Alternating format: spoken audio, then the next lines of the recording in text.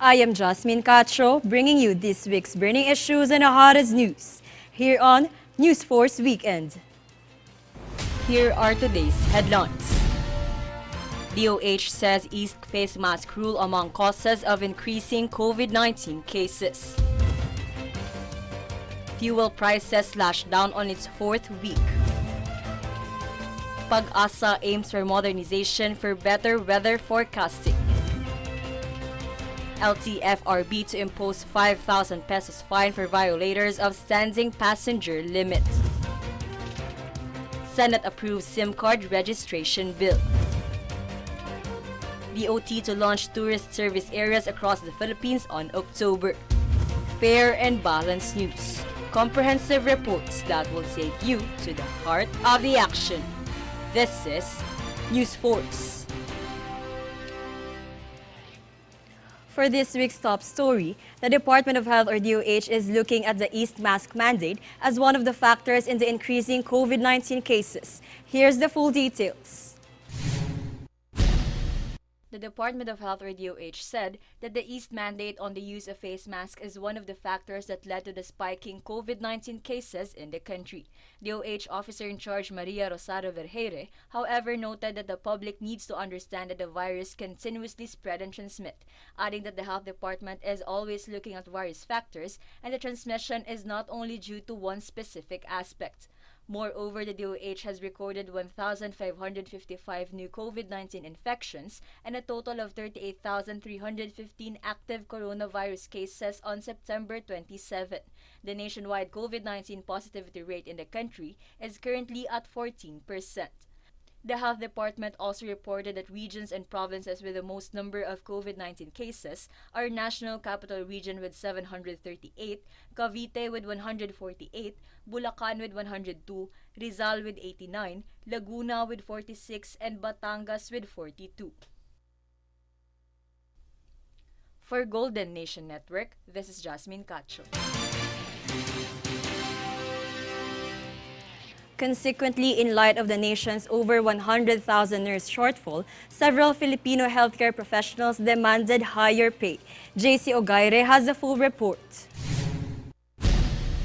Several Filipino healthcare workers demanded better pay in response to the country's over 100,000 nurse shortage.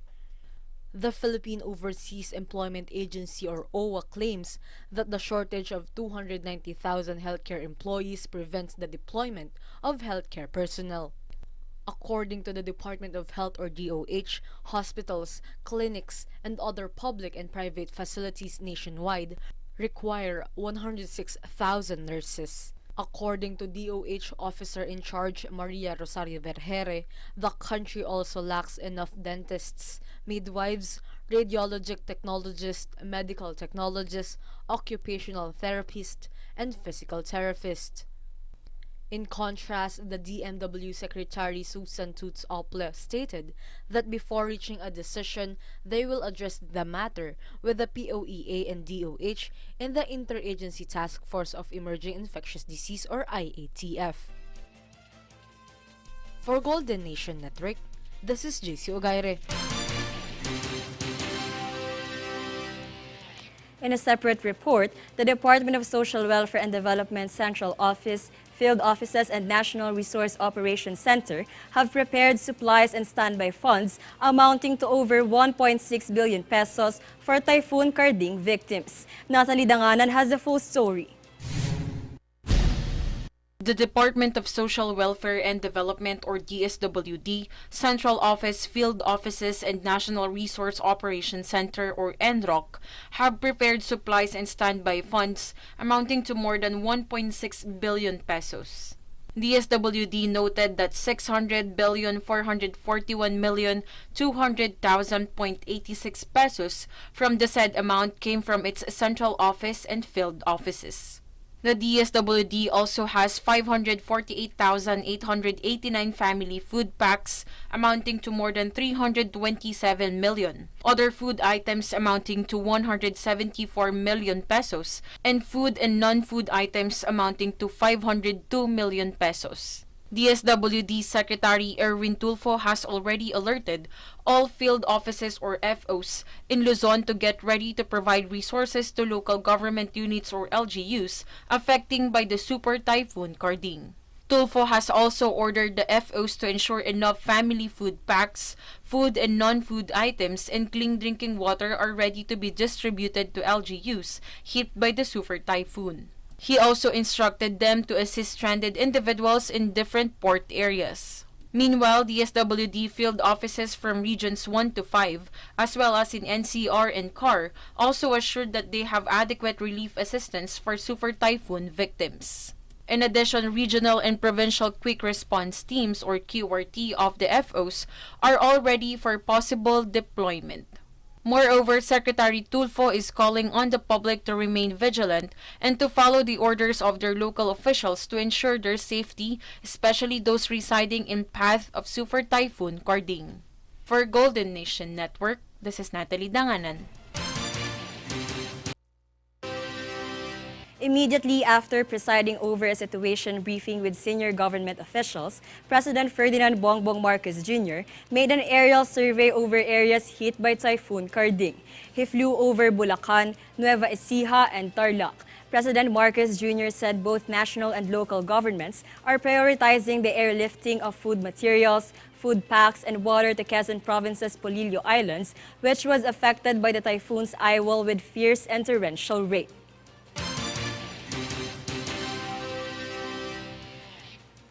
Moving on, President Ferdinand Bongbong Marcos Jr. had a meeting with the Private Sector Advisory Council or PSAC to discuss ways to boost Philippine tourism. It is said that the main agenda of the meeting was to discuss the tourism sector in the country. However, Malacanang has yet to provide details about the plans. Presidential Management Staff Secretary Maria Zenaida Angping and several officials from the Department of Tourism and Department of Foreign Affairs also participated in the meeting. Meanwhile, during President Marcos Jr.'s SONA, he stated that his administration will push for the construction of more international airports and road improvements to attract more visitors and fast-track tourism's recovery.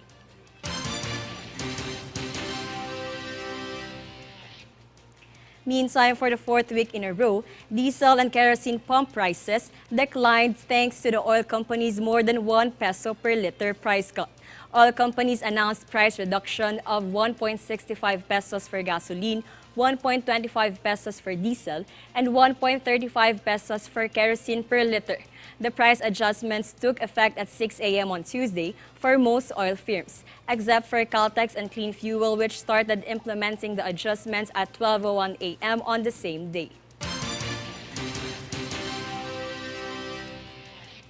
Weather specialist Chris Perez and Benison Estaraja from the Philippine Atmospheric, Geophysical and Astronomical Services Administration or PAGASA highlighted the importance of innovation in resources for better weather forecasting. Max Legaspi has a full story. Chris Perez, a senior weather specialist from the Philippine Atmospheric, Geophysical and Astronomical Services Administration or PAGASA, shared that to be able to deliver reliable weather forecasts is one of the most fulfilling duties in the world, as this will result into saving more lives whenever a calamity hits the nation. In 2015, former President Benigno Noynoy Aquino III signed the Republic Act 10692 or PAGASA Modernization Act. This Republic Act commands the enhancement in resources of the country's weather agency.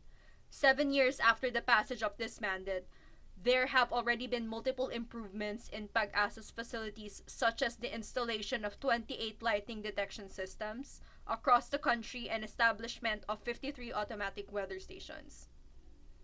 The purchasing of avant-grade weather equipment has helped PAGASA in improving their weather forecasting, which has been beneficial for the country. Moreover, it has paved the way in saving more lives. For Golden Nation Network, this is Max Legaspi.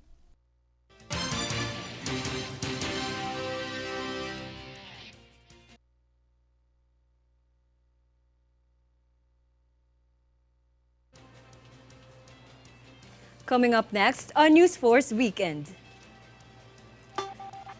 LTO plate backlogs exceed 11.5 million.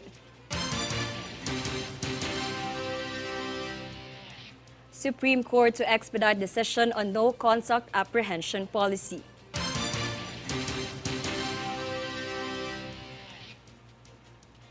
Senate approves SIM card registration bill.